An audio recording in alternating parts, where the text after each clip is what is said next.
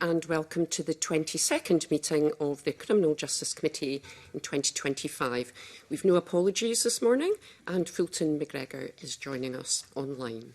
So our first item of business this morning is to continue our inquiry into the harm caused by substance use in Scottish prisons.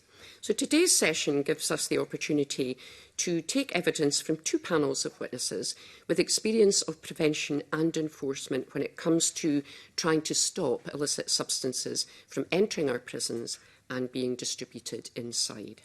So I'm very pleased to welcome the following witnesses. We have Phil Fairley, Assistant General Secretary, and John Kearney, Scottish National Committee Chair with the Prison Officers Association for Scotland. So very welcome. We're very pleased to welcome you this morning. And I refer members to papers 1 and 2, and I intend to allow up to 60 minutes for this session. So if I can begin with a fairly general opening question. So I wonder if I can ask you both, I'll come to Phil first and then John. Could you begin by setting out what some of the impacts on prison officers are from substance use in prisons that could be on your physical or mental health or other aspects such as safety? And is there enough support in place to address these, and is more needed? So, Phil. Okay, thanks, Convener. And first of all, just to thank the committee for inviting us along this morning. I realise the depth of the piece of work that you're doing. I'm really grateful for you giving us the opportunity to come along and make sure that the staff's voice has been heard in this as well. So, yeah, in terms of the impact of this substance misuse in prisons, physical and mental health of staff is impacted significantly by just the existence of them and having to manage on a day-to-day basis with the consequences and the impact of those drugs, first of all, being smuggled in and then finding their way around the prisoner population within the hall. So I think the vast majority of the staff have all got experience of having to deal with somebody who's under the influence of drugs. The staff who've been in for a much longer period of time have got lots and lots of years of experience of having to deal with that. But traditionally, the type of drugs that we were managing would be cocaine, heroin, cannabis type drugs in the past. And although that was problematic and difficult to manage, you kind of knew what you were going to get each day. You kind of knew what you were going to have to cope with and what would be required to manage that. The kind of drugs that we're dealing with now are a completely different thing altogether. Staff who've been in a very long time alongside the new staff are coming in through the door every single day and seeing a completely different reaction from the same prisoner on a different day, depending on what it is that they've taken. So the ability to predict and to manage what they're dealing with just now is entirely different to what they've been used to in the past. And when they're having to deal with it for so long a period of time, it's not, these things aren't coming in batches. It's a daily occurrence now for staff, probably across, if not all the prisons, most of the prisons in Scotland are having to deal with that kind of drug use going on in prisons. But the prisoner's reaction to the drugs that they're taking is something that we can't predict. It is unprecedented. It's completely different on a day-to-day basis. So the staff reaction has to change to manage that. And when you don't know, when you're going through the door every single day, as often as they are for as long a period of time as they've been asked to do it, not knowing what it is that you're going into and what you're going to have to do in terms of managing that is incredibly stressful and exhausting for the staff, having to do that over prolonged periods of time. So there's an impact on their mental health, simply in terms of getting through the working week, dealing with that. In terms of the physical side of it, you know yourselves that the introduction of drugs to prisons with it brings all sorts of difficulties and problems, but violence being one of them. So there are prisoners who staff have known for a very long time and good built relationships with them who've been there in that prison with them for a very long time without any difficulty until they started using those drugs.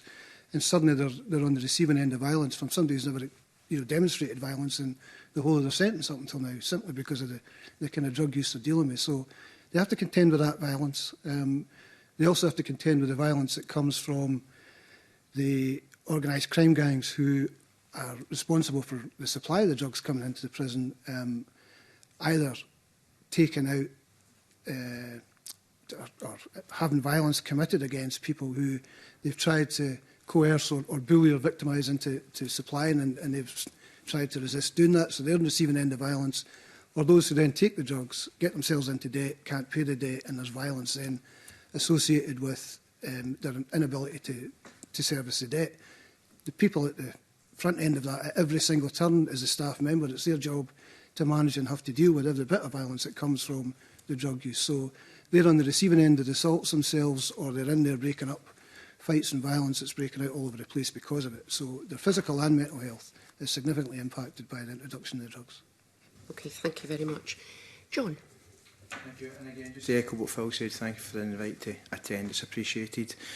Just to add a couple of bits on to what Phil had mentioned, I was fortunate enough yesterday to be in one of the prisons and speaking with staff, our members, and it's just to back up the types of scenarios that Phil was saying.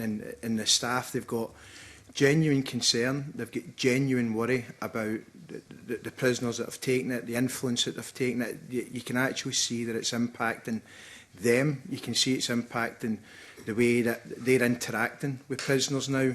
It's impacting the way people approach getting into prisoners' cells now, because they're worried, are they going to have an exposure to whatever is being taken. So that there's a real fear and there's a real concern from staff around about themselves, but also around about prisoners who they're there to look after, there to care for, you know, and they have a concern that what can I do and how can I adapt and resolve this situation and this issue. So it's very worrying both for their mental health and their physical. So, but Phil's captured the vast majority of it, so there's no point labouring.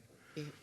Okay, thank you for that. And we welcomed the kind of detail that was in the submission that the Prison Officers Association provided the committee. There was a lot of helpful detail in it that really set the scene in relation to what your colleagues are dealing with at the moment and what they think about that. I wonder if I can just ask one supplementary question, and it's actually on an issue, the issue of focus days. So we, my colleague Liam Kerr and I visited HMP Grampian during the summer, and we learned about the shift towards sort of focus day arrangements, and I was just really interested in your thoughts on is that making things more difficult for staff? Is it the right thing to do? Do you have a view on that shift in the context of what we're looking at in the inquiry, which is drug use? So the focus day was supposed to be rolled out across all establishments by the end of this year, or the start of next year. That was the plan. Actually, that's not the plan anymore. It's been withdrawn. It's been withdrawn based on dialogue between ourselves and the employer. We're trying to find an alternative to do that. I have to say that the motivation and the reason for bringing it in was entirely the right motivation. It's about trying to get control again and trying to create a system inside the prisons that gave us a bit better assurance around security, safety, welfare. It was all motivated by the right things. I'm just not sure it was the right answer. It comes at a cost and consequence to the amount of time that prisoners are going to be outside the cells, what you're going to be able to deliver within a condensed period of time. So I'm not sure that at this stage we've got the answers to all of that and it's safe to bring that focus day in. We are looking at alternative ways of trying to do that. It's about trying to find a way of generating extra hours and staff resource that at the moment is missing. We don't have the budget to recruit to the levels that we think we need, and we've got gaps throughout every single day through every single prison. So it's about trying to find a way of generating a resource to fill those gaps. So it was all motivated by the right things, but I just don't think it's the right answer. Okay, thank you. And just one final point, I suppose. You spoke about just the pressure on staff because of the situation that the presence of substances it creates. In relation to the sort of relationships, how important is it that you're able to, or staff are able to build relationships with prisoners, because, you know, we've taken evidence on that and the value of that, you know, in terms of rehabilitation and, you know, the population being settled. And to sort of what extent is that being compromised at the moment? Just that ability to have engagement, more engagement and time with prisoners. Yeah, I think I've been on record before and saying that I think every single Chief Inspector of Prisons report makes reference to the relationship between staff and prisoners, because everybody that comes in and visits prisons, and I'm sure many of the committee have been at the prisons themselves, it's very obvious how important the relationship is between the staff and the prisoners. It's key to the safety and the welfare and the security of the place. You just need to look at the numbers to know how many staff are having to manage the numbers of prisoners we're talking about. That can't happen without there being an understanding and relationship between those two groups who are sharing the same space. So it is incredibly important to keep things calm and orderly and under control. It's also key to get an engagement and buy-in between the prisoner with that relationship with the staff member have got to engage in the stuff that we want them to engage in to prepare them better for the release. So, you know, the rehabilitation and the programmes, the training and education, steering them towards those kind of things is heavily influenced by the relationship that they've got with the staff. So the time at the moment, we're so overcrowded, the complexity of the population we've got, the drug use that's going on, the organised crime gang activity, all of that is absolutely swallowing up the resource and the time that staff have got, and the time that you would normally be spending either building those relationships or using it to have the kind of dialogue you would want to be looking to influence and steer the prisoner. It's not there. It simply doesn't exist anymore. And that has had a significant impact on those relationships. I don't mean to the point of broken down and we're a million miles apart, but the ability to do the stuff that has the positive impacts, the time's not there for that at the moment. Okay, thank you very much. Okay, I'm going to bring in Liam Kerr. Thank you, Convener. Good morning, panel. On that exact point, Phil Fairley, about relationships. So we all saw the reports yesterday about Scottish prisons being overcrowded and overcapacity. I think there's 10 on the red risk status at the moment.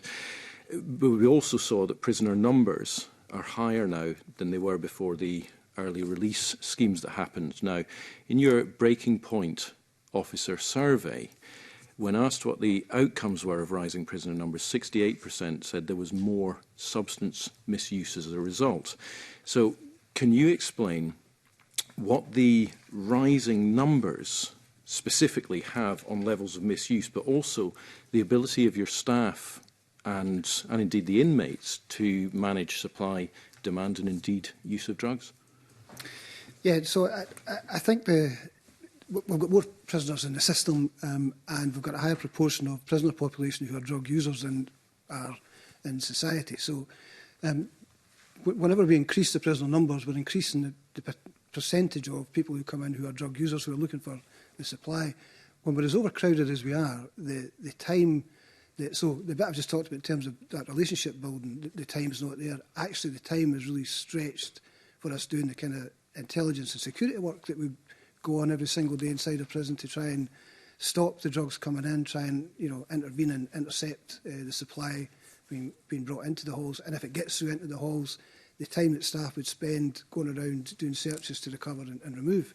So all of that is impacted simply by the time being swallowed up in doing the very basics, making sure that people get to exercise, get fed, you know, get back and forward to work.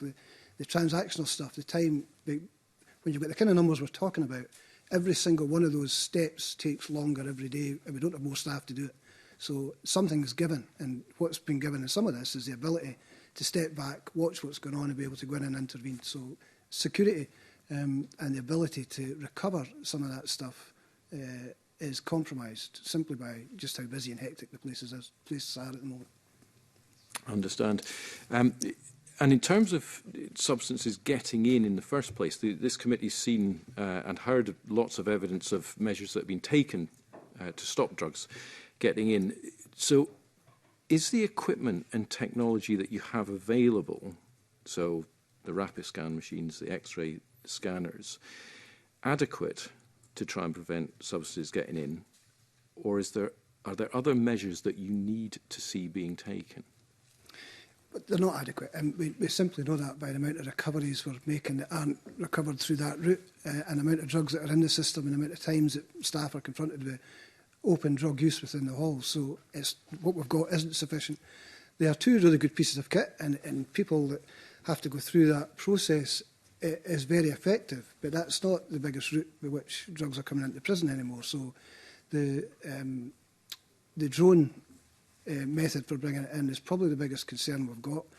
We've got window grills that have been introduced into some of the prisons that were effective for a very short period of time, but quite honestly, that is the same no matter what piece of kit or equipment we bring in. The organised crime gangs, the minute we introduce a piece of equipment, are working on a workaround and a way of circumventing that process from the day that it's introduced. And actually, the window grills, which were very effective when they first came in, have already been compromised, and we're now looking to see what's next on the list. So that was about stopping the drones coming in, because they were doing home deliveries to windows that were specified. So that's the extent to which we're up against it. And every time we bring in something new, they've found a workaround very quickly. We're having to move on to the next step of trying to stop it coming back in. For us, whatever the advances are in terms of technology about being able to block off prison areas to stop zones and being able to come into that area, I'm not an expert in that, so I don't know what stage we've got to in terms of development of that. But in absence of something like that, which is an incredible, expensive way of having to tackle that, this is an ongoing battle that's going to happen every single day. And whatever it is that we bring in as a piece of technology or equipment, they're already working on the workaround for it. Thank you. I'm struggling to phrase my next question because I don't quite know if I want to ask this. So you said there that the grills have already been compromised. The obvious question that you saw Mr McPherson and I confer on there is how. But of course, this is a public forum, and so you may not want to say that. So I'll offer you the question, but you may decline to. So I wouldn't give you the detail of how it's been compromised. We're already working on how it's been compromised and getting to the point of addressing that. But we know that they're already working on the next compromise. So it has been compromised. The SPS are tackling that and coming up with their own workaround to make sure it's secure again. And it's not in them all. I'm talking about an isolated incident here. It's not. There are still plenty of those window grills doing exactly what it was designed to do.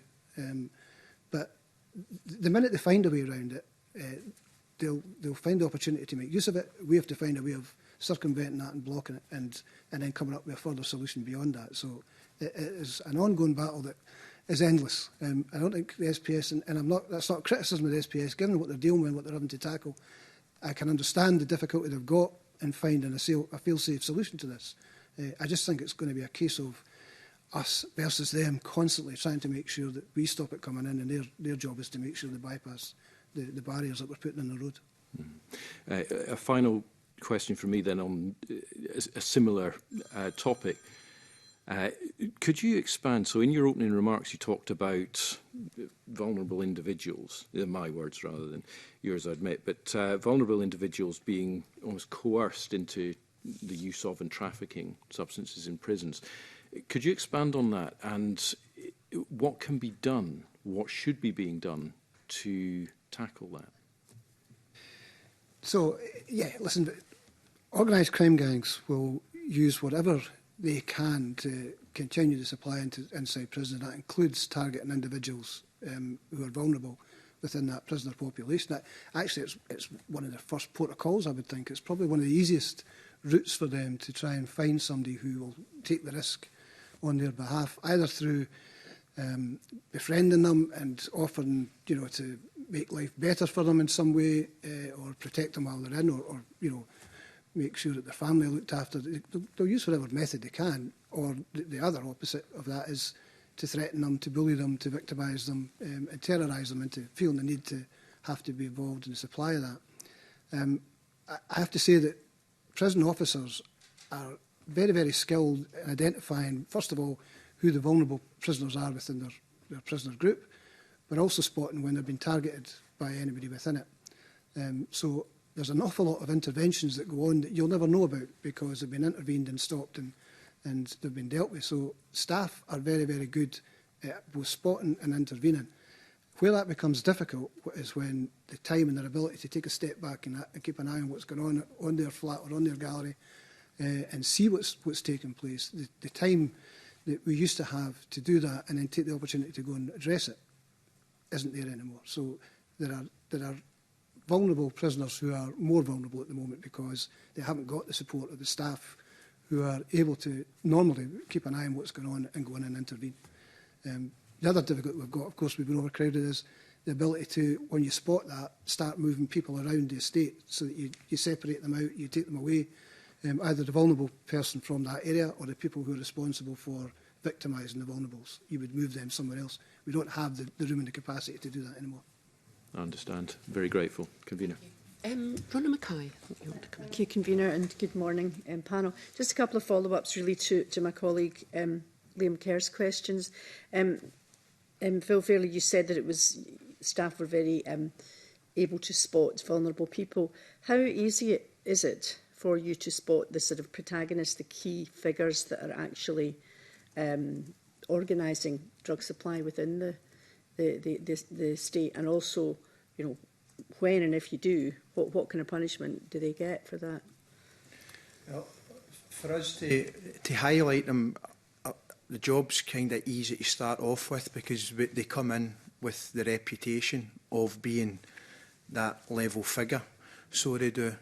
So that's roughly where the focus would begin, and from that, the staff, through their watching and their communicating, would then be looking at who they're with, who they're befriending, you know, what's their patterns, who they socialise with, what work party they're in, and kind of start to map it out that way via intelligence reports, and, you know, that such thing would be how they would find it and how they would address it and how they would manage it, would be keeping an eye and contact and using the internal mechanisms that are there to report things and let things be properly investigated.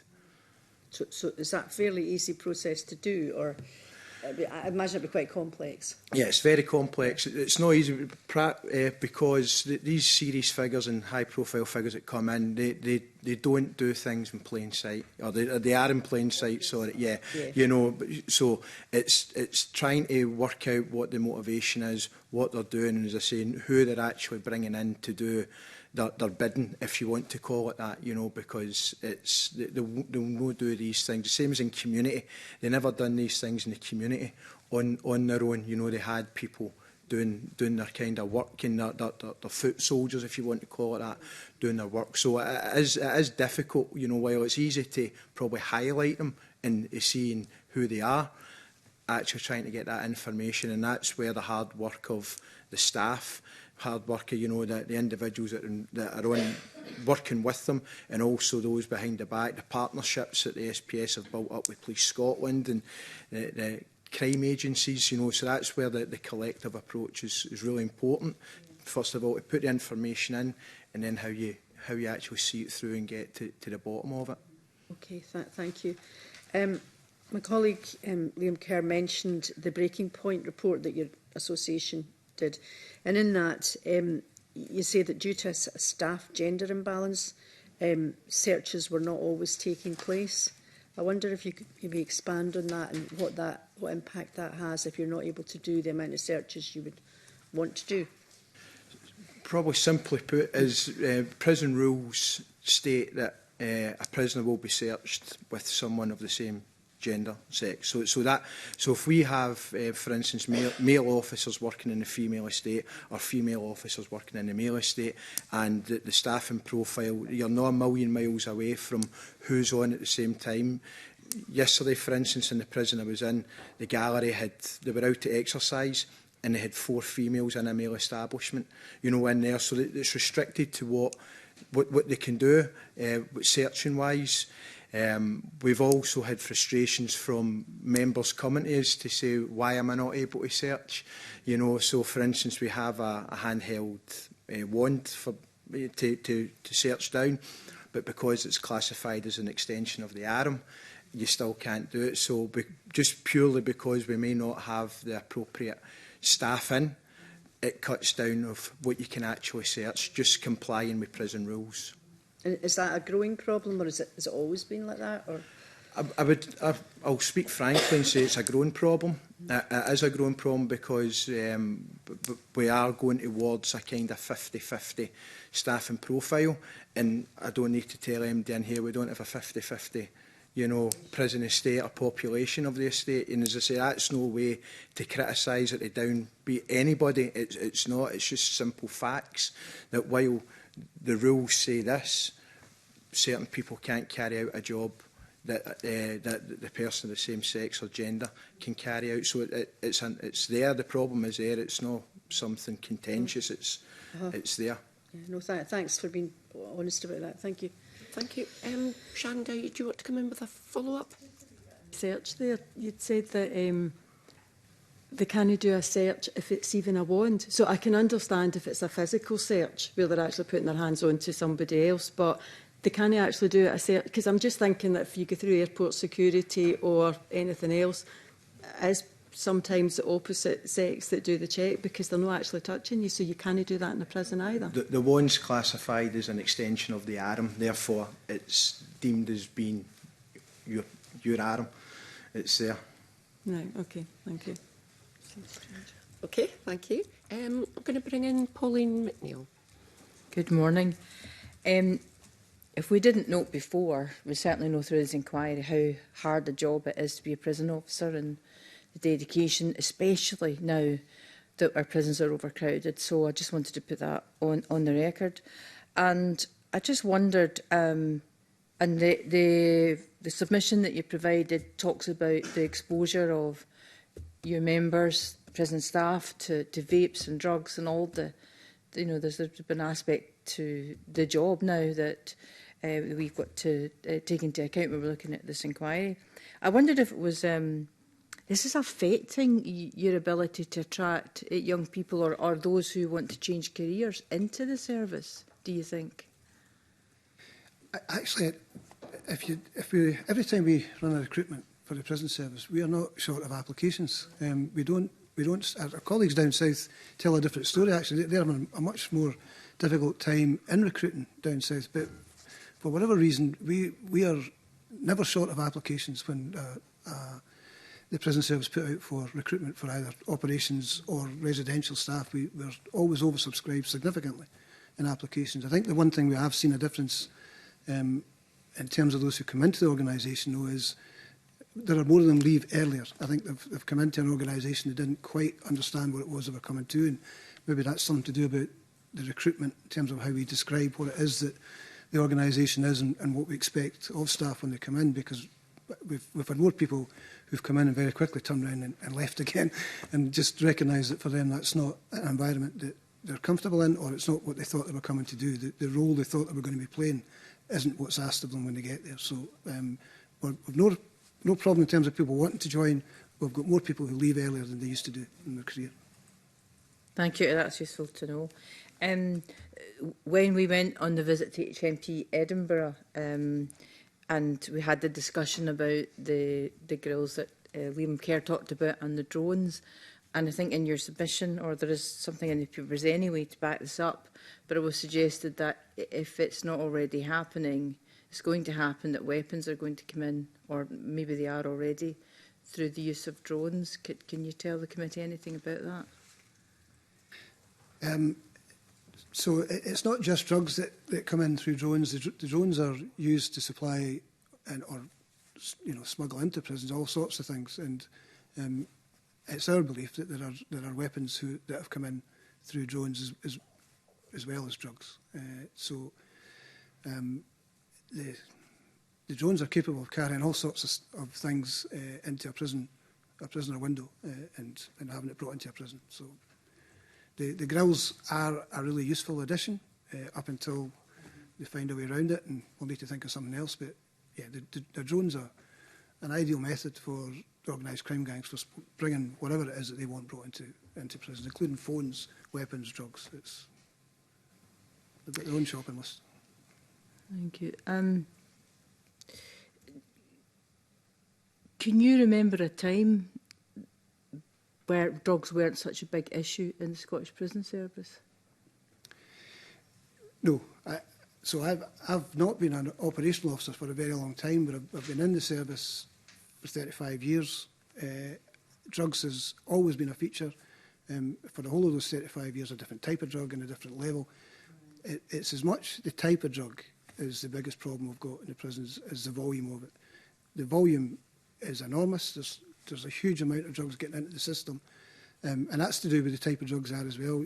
You'll know yourselves in terms of psychoactive substance, what volume you need or the size and space that you need to bring in something that can have a significant impact inside a hall or a prison. It's tiny. So it's really, really easy to get it in. But once it's in, it's absolutely catastrophic in terms of what it does to the prisoner population. So what we're having to deal with, not just in terms of volume, but the unpredictability, the complete different reaction to the prisoner population that staff who've been around a long time are not used to. It's new to them, even if you've been in 30 years. So it's different. What we're dealing with now is entirely different to how I remember it going back to when I wore a uniform a long time ago. Thank you. My last question is a bit more sensitive, but I just feel I've just got to ask it and you answer it how you wish. There's been some suggestion that drugs are brought into prison by prison staff either for financial benefit or because of what you've been talking about, the level of organised crime within prisons, which is difficult to manage. Is that something that you've heard of? Is it something you're able to talk about? And if so, any sort of steps that would be taken? It would be helpful just to get an answer on that.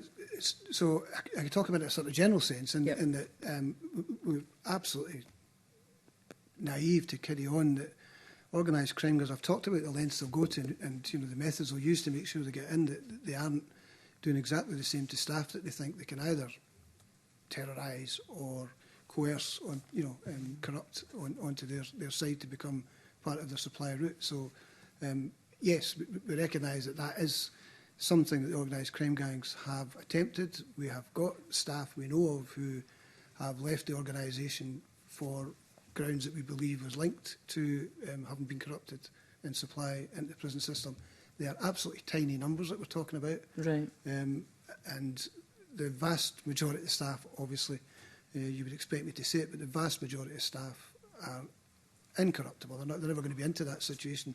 And the organised crime gangs know who it's worth making an approach to and who not to, and using either of those tactics to do it. So nobody would believe us if we sat here and said that's not what the organised crime gangs do. I have to say, there's nobody who hates that more than anybody else than the staff group themselves, because for every single person who gets corrupted in that way, for whatever method they use to do it, they compromise the health and safety and the welfare of every single person inside that prison, including the staff themselves. So I think the difficulty for us is it's a completely unique environment working in a prison, and you rely on your colleagues in a way that you probably don't have to in other working environments. You need to make sure each other's got your back, and that you need to be able to rely and depend on each other constantly. The minute there's a hint of somebody that you're not sure fits that bill, it's really unsettling for the staff group. So those things tend to be brought forward and raised by staff at the very, very earliest opportunity, because they'll spot it themselves, they'll sense it themselves, and it's a risk to them. And their own spider senses kick in, and they need to say something about that to try and make sure that everybody is back into a situation where you've got each other's back and that you feel safe. So there's nobody more at risk from a corrupt member of staff than their colleagues. So they're the first to flag it up if it's ever a concern for staff. That is really helpful. Thank you very much. And as you say, there are other public sector police, for example, who do a difficult job on the street, but the closed environment of a prison is unique. I think it's important to say. Just lastly, in these situations where someone is being terrorised, do they tend to come to the union for support, or what's been your experience about that? So I don't want to keep swinging a lamp saying I've been around 35 years, but and all the time I've been involved in the trade union, that's not a new thing. We've had staff who've come to us who've either said that they've been threatened, or their family's been threatened, or that they've been tried to be coerced and conditioned by the gang leaders inside prisons. It's not a new thing, and they do come to the trade union at times. Others feel unable to tell anybody. They just feel completely exposed and terrified to tell a soul that either of those approaches has happened. It doesn't matter which method they use. Staff Even the fact that it wasn't a threat, it was trying to coerce staff, worry about other staff's judgment of why did they think you were coercible. You know, so there are genuine difficulties for staff who are ever in that situation, and they're very careful about who they feel safe to be able to go and have that conversation. Thank you very much. Can I just come in with a sort of follow-up on that? And I'm not sure if, Ben, you want to come in after me. Just with regard to, I suppose, the pressures on prison officers with regard to sort of serious and organised crime group members being in prison, to what extent does what's happening out with prisons within, you know, the world of serious and organised crime? So, you know, we know that there's a lot of tension at the moment between crime groups, organised crime groups. I'm just interested in to what extent what's happening outside the prison environment impacts on the way in which the prison population is settled or otherwise in prisons. Does that make sense? So John mentioned earlier about the relationship between ourselves and Police Scotland and the sharing of information and the gathering of information that goes on. So whatever's going on outside amongst those gangs, we're very quickly well aware of that inside the prison service. The Scottish Prison Service Management are constantly being updated in terms of what's happening out there because of who we hold inside the prisons. The difficulty that I mentioned earlier on still exists there, because normally what you would do is you would just keep gangs separate, and you would make sure that, you know, different gangs were in different prisons and different halls, and you would break up the gangs to make sure that you limited the risk of those things spilling over. But actually, there are so many of them. Forget, you know, the overcrowding. There are so many people who are involved in organised crime gangs inside the prison, and ones that, you know, we've talked about the 660 odd that we know of who are very closely linked. There are hundreds beyond that who are loosely linked. So any of them at any point could be involved in settling a score or repercussions for stuff that's going on outside. The ability to move people around and to keep on top of that is really, really difficult. I know the SPS are spending a huge amount of time and resource in doing that, and at the moment, you know, touch wood, that hasn't spilled over into something that could be much more serious than it is at the moment, but it is a constant daily battle. I'll bring in Ben McPherson and then Sharon Dowie. Thank you. Thanks for your time today and the evidence you've given, and speaking so powerfully both in the media yesterday and this morning here at our committee. For a number of reasons and because of a number of factors, from COVID to the success of Police Scotland and their investigations and what's happened through the court process, it's clear that you're facing an unprecedented, we are collectively facing an unprecedented set of circumstances in our prisons. At the end of this process, we will write a report with recommendations, and there are a few specific areas where I'd like to ask where you think actions could make a difference and what those actions might be. But just as a generic question, first of all, I mean, what would make the difference for you in terms of being able to, and your members being able to deal with these unprecedented circumstances in a way that is less pressurising, less challenging, and allows that rehabilitation that we all want to see more of? I mean, is it more estate? Is it more staff? And none of these things are easy to deliver quickly. But you know, what do solutions look like for you? So, and I know that's not the focus of this conversation, but genuinely, overcrowding is the biggest single influence on all of the things that, as a committee, you would want to look at, including this issue, because that is the thing that is completely hamstrung everything else that we would want to be doing inside a prison on a day-to-day basis. We don't have the time or the space or the human resource to manage what we've been asked to manage. So everything is taking a hit at the moment. Everything has been done less well than we're capable of doing and are used to doing. So getting the numbers down, creating that space and time to allow the staff to get back to doing the things that they would want to be doing and should be doing would make a huge difference to that. That includes the ability to intercept more of the drugs that are coming in, the ability to gather intelligence and build relationships that always help to allow us to know what we need to do next to stop the next lot coming in. So, you know, there's a huge amount of time and resource being taken up doing things that stop us doing those bits. So less people in prison would be the first ask. In absence of that, and I've always said, I am not an advocate for building more prisons, and I don't think, you know, I think we send too many people in Scotland to prison already.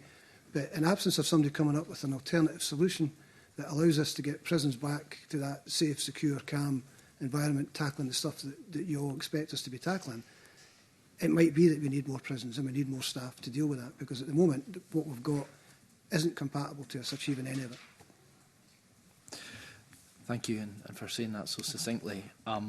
Just briefly in that same space, in terms of are there things we can do and change that would help and make a difference in terms of solutions? With absolute appreciation that the vast majority of prison staff members are, to use your words, incorruptible. In terms of the very small minority that are vulnerable to corruption, is there more that can be done to address that issue, building on what my colleagues have already asked about?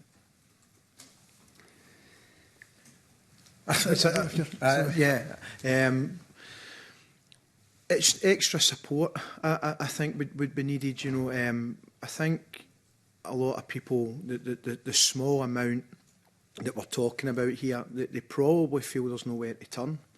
You know, they probably feel as though as soon as they mention it that they're going to be in some kind of way to blame, or you know, or the likes.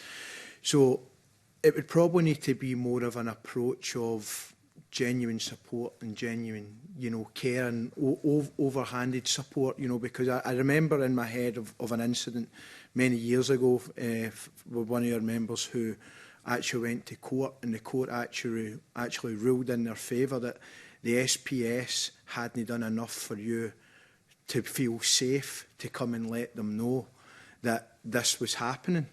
You know, so that's a record on court, you know, that from one of our individuals. So that I think we're very quick and very cynical, you know, to say, right, this, you've been approached, therefore you must be bad. So it's how you would build support, you know, around about that person. You know, would you then look to Phil's point about how difficult it is to move people about the estate?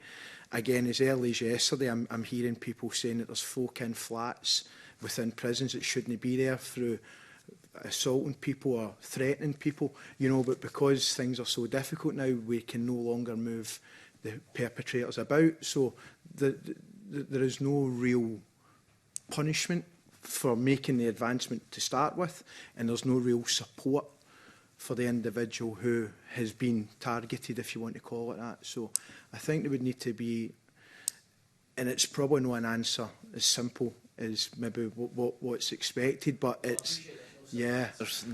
So I think there has to be quite a few things brought in together and brought in line together to be able to do it. But the big element for me would be to make sure staff feel supported and that there's actually care given at the back of it to encourage them and give them the confidence to act in the manner that we would expect, and we do expect the vast majority of her.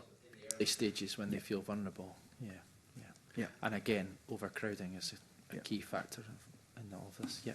Can I maybe just add to that, because I think what John's talking about is those members of staff who feel that they've been compromised or been pressured in a particular direction. Actually, there are staff, from our point of view, one of the biggest concerns that we've got is organised crime gangs going to the extent of having their own people apply through recruitment to join the prison service, so that they recruit their own people into the service and have them, you know, on the inside. So in terms of some of the stuff that we could do to help tackle that, that's about the recruitment process, that's about the security checks that are done on staff before they come in, and the background checks around who is coming into the organisation, because that's just another route that's open to them. If robust than it is right now. Yes, I do. So it's not robust enough right now. Yeah, no, I think in terms of the recruitment process we've got at the moment, there's a potential for people to get through into the organisation in that route on behalf of organised crime gangs. I think it's something that needs to be looked at. Okay, thank you, Convener. Okay, thank you. Sharon Dowie. Okay, morning. You mentioned the management of an offender at risk due to any substance policy or mores in your submission, and the fact that it needs to be reviewed. Can you set out for the committee what the policy involves and what you think needs to change? The policy is it's how we would react to a prisoner who we believe is under the influence. And the prisoner would then go into observations, 15-minute observations that's carried out by prison officers. So it is. So that in essence is what it is. And again, I know I keep harping back to it, but I was in the establishment yesterday where it was really clear the frustrations of the staff because they had up to 15 people on moors. So if you're already depleted in staffing, you're already overcrowded and you're having to give up time to go and see 15 individuals every 15 minutes is in essence where it fails. It also fails because, like many things within the SPS, there's an expectation on prison officers, because it's prison officers that deal with the prisoners, obviously, that they'll then go and carry out the checks, whereas a lot of our members don't have the confidence because they're not medically trained, but there's an expectation on them being able to carry out some form of medical observations on prisoners and prisoners under the influence, you know. So, and the prisoners change, you know, 15 minutes to 15 minutes, how they present, how they deal with things. Roll it into 2, 3 o'clock in the morning when you're having to still carry out similar checks. You know, it's just it's a practice that is really labour intensive, and as I say, in the environment that we are, with the prison numbers being so low due to staff sickness, whatever, it's becoming a real burden and a real stressor for staff, and a frustration because we aren't medically trained. So why aren't these things getting carried out by medically trained people, is the question for us as well. I'm actually thinking, so up to 15 people on it, and it's a check every 15 minutes. Yeah. Which is the paperwork easy to complete? What's the repercussions for staff if they don't complete the paperwork? To give an example of, and slightly changing it a bit, but the Talk to Me policy, for instance, the Talk to Me policy you complete at the end of your shift. So you give a summary of what it is, whereas the MORS policy needs completed every time that you do it. So every 15 minutes you have to put your time of when you've done it and sign that you've done. So again, you might think it's only a signature and a time, but when you're doing it multiple times for multiple people, it becomes, you know, very laborious. So it is, you know, it's like the process is the paperwork, as you'll see from a report and you'll see from staff comments, isn't the easiest to do. It isn't the easiest to follow. It's just not a good process, and however, it's more weighted that than Talk to Me, because the Talk to Me paperwork it's not ideal, but it's easier to follow, and it's easier to keep, whereas the MORS policy isn't. You're questioning about kind of staff responsibility. Staff within the MORS policy have licence, if you want to call it that, to make a call. So they're encouraged to make a call as to whether or not the person needs to go on MORS, whether they remain on MORS, what the observation is. And we have an example recently where one of our colleagues and one of our members has actually been punished for using that guidance, so much so that now other people within the prison that they worked in are questioning, why am I making this assessment? Because if I make the assessment and something goes wrong, I'm being punished, whereas your policy encourages me to make that assessment of it. And that takes me back to the point of this would be better off done by medically trained people. So I'm assuming that the committee are aware that in every prison in Scotland we no longer have nursing provision 24/7. So at night there are no nurses in prisons. It's left to prison officers to deal with these issues. So, and we've actually put that at the bottom of our submission, was we would be looking for NHS to be back in prisons 24/7 to offer that support, that medical support and that invaluable training and knowledge that they have, rather than expecting prison officers who, as we know, wear 20 hats a day doing different things. But when it comes down to a medical matter, it's unfair that it's expected on a prison officer to make that call. Yeah, so that was one of the questions I was thinking about, was how much training do they actually get to go and carry this out? Because the impression that I get from the prison estate, now we visited a prison, and I have to say when we walked around it looked very calm and organised, and it was, dare I say, peaceful when we were walking around the prison. So I didn't see what you are obviously seeing on a day-to-day basis. But how do they know, or what training do they actually get for the Moore's policy? Because if there's that amount of drug taking, at what level do you decide that somebody should actually be going on to the Moore's policy? And I suppose that's the next bit, is how much pressure is that causing on staff? Because the implications, if there was unfortunately a death in prison due to a drug overdose, would it fall back on them for not putting somebody on a Moore's policy when they maybe should have been on it and getting every 15-minute observations?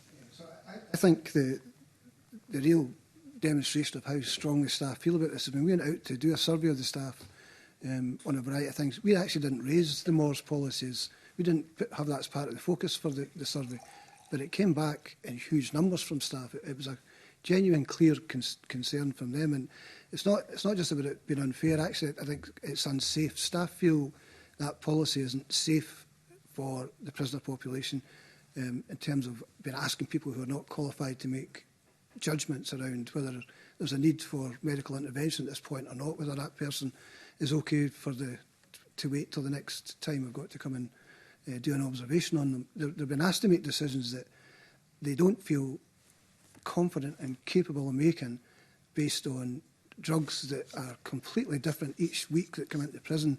The prisoner who takes them's response and the behaviour around it changes weekly. So they've been asked to make judgments they're not equipped to make, and they feel extremely vulnerable and concerned that not just for their own position about if they get that wrong, what happens to them in terms of the disciplinary process, but actually they've been asked to make judgments that they're concerned are putting the prisoners at risk.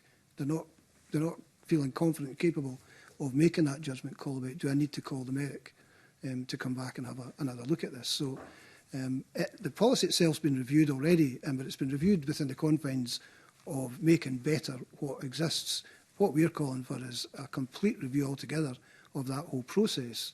It's not fit for purpose as far as we're concerned. It needs removed and replaced with something that tackles some of the significant issues that staff raised with us through that survey. So do you have any opinion on what actually needs to change with the policy right now to improve the safety of prisoners, but also to improve the mental health of your staff? The immediate fix is for that policy to be removed and we get the people who are medically qualified to make those judgments, take it off the shoulders of the staff who just are not equipped to do that. It should be the medical staff that are doing those assessments and observations. Thank you. Thank you. Rhona Mackay, do you want to come in with that? Yeah, thank you. I'd like to just stick on this theme of training, because I think it's totally, vital, crucial. Phil, you said earlier on that you didn't have a problem recruiting, but it was, people staying because it wasn't the job they thought. So I understand that the prison service here has a much shorter training period than, say, international examples. So, I'm hearing everything that you've said to Sharon Dowie, and I'm quite astonished by some of the things you've said about the lack of medical training. Do you think the training period should be lengthened? And I'm thinking that what you're saying is it should be completely revised to take in the new circumstances of, what your officers are having to deal with. And I take the point that they're not medically trained. So it kind of needs to be revamped from the roots up. Is that what you're saying? Yeah, the environment that we're describing just now in terms of it being new, the type of drugs we're talking about, the kind of mental health issues, the complexity of the prisoner population, I'm not sure that our recruitment process or our training that is delivered once you're recruited in is fully up to speed and captured all of those changes within the organisation. I do think we need to start looking at, I mean, for all the training that we give in the initial training course, all of it's still relevant and all of it's necessary and important, but there's bits missing. And what we haven't done is caught up with the complexity and the challenges that staff are facing with the kind of prisoner mix and population that we've got just now. How long is the training period, just for the record? So you'll do 6 weeks at the college initially, but you go back after that, and the training's ongoing. But it's for defined topics and parts of the process. Some of those parts of the process are missing and need to be added in and extend the training for that. Do you think that might be the reason for the sort of lack of retention in some ways, that people haven't really been prepared for what they're going to face? So I think the recruitment process needs to change as well. We've got the recruitment wrong, I think. We will recruit people into prison service online. We'll interview them online. When, in the past, you would be interviewed in a prison, so your first experience of what it is we've been asking you to go into is to go in there for your interview. You'll be taken around a prison. That doesn't happen? No. That's interesting. I think people are coming into an organisation that they've read the brochures and they've watched the adverts and they've picked up stuff from TV and social media and thinking this is what they're coming to. Yeah, And when they get in, it's not quite what they thought. And there's a difference between knowing that and feeling it. What actually going into a prison, and you've done that as committee members yourself, you know what it's like to walk through the gates of a prison. Doing that and thinking this is where I want my career to be should be the first step you take. Of course, yeah, I agree. And I just want to say briefly about trauma-informed training for officers. Is it possible to deliver trauma-informed training within a prison? Is that realistic? And again, are the officers suitably trained up to do that?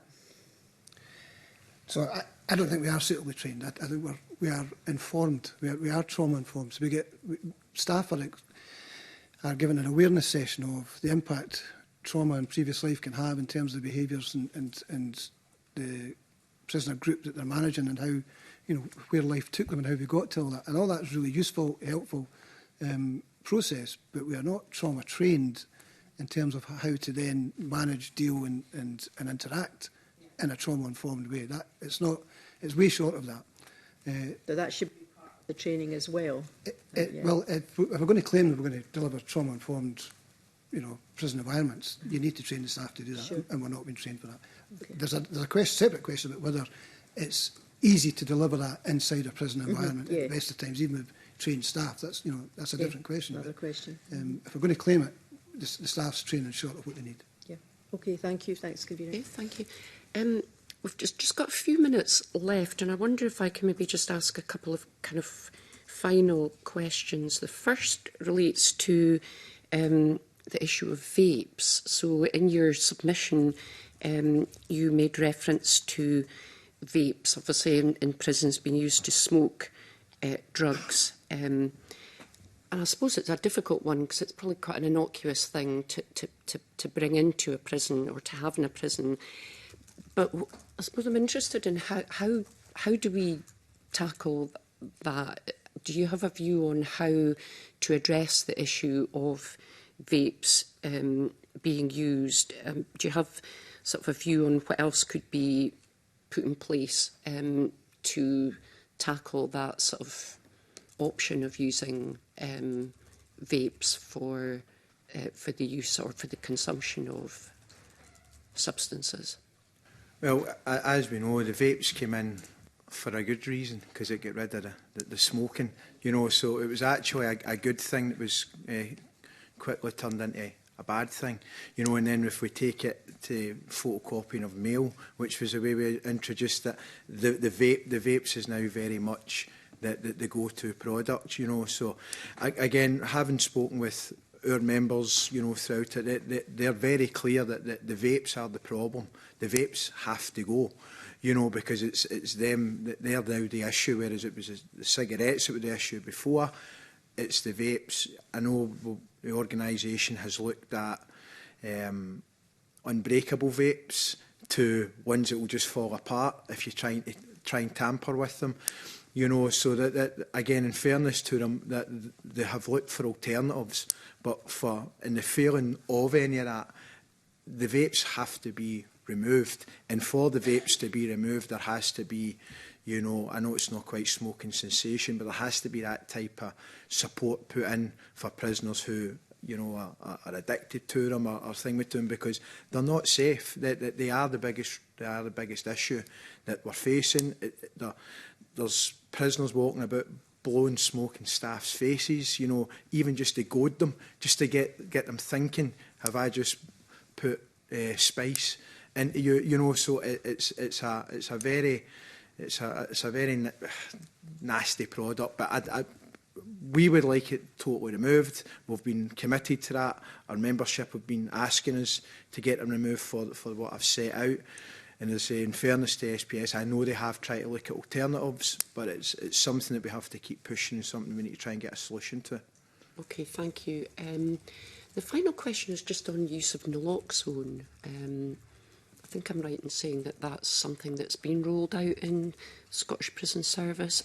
How helpful has that been for your colleagues sort of on the front line in responding to the inevitable situation where somebody overdoses? From my point of view, naloxone was a really positive step.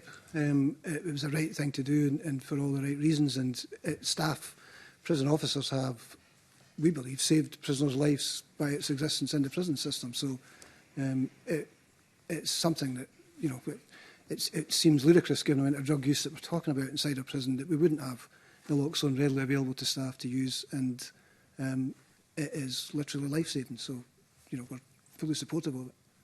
And I take it the majority of prison officers have welcomed that option. I know when it was rolled out in Police Scotland, there was a very small amount of kind of concern about the sort of responsibility that brings with it. Is that something that you've encountered in your service? Yeah, we had exactly the same. There was significant resistance to it from staff. At that time, we were talking about a needle as the way of providing it, and staff were just, you know, they were extremely anxious about needles being brought in, but then being asked to administer it. And at that time, I think, was probably less of an understanding of what the risks were and what the consequences of, you know, that ever going wrong type thing. I'd have to say, I'm not sitting here for a minute saying for a second that all staff are entirely comfortable and think it's the right thing to do. There are still some anxieties and concerns amongst some of the staff group. I'm giving you my own view from the POA perspective. It was the right thing to do for all the right reasons. Good, that's good to hear. Okay, I think we're just out of time. If no more members want to come in, just opening it up to you for any final comments that you want to make that we maybe haven't covered today. I'm sure there's lots, but if there's nothing that you want to maybe just finish off with, then thank you very much for coming along today. That's been really helpful for us. So thank you again, and we'll just have a short suspension for about 5 minutes to allow for a changeover of witnesses. Thank you very much.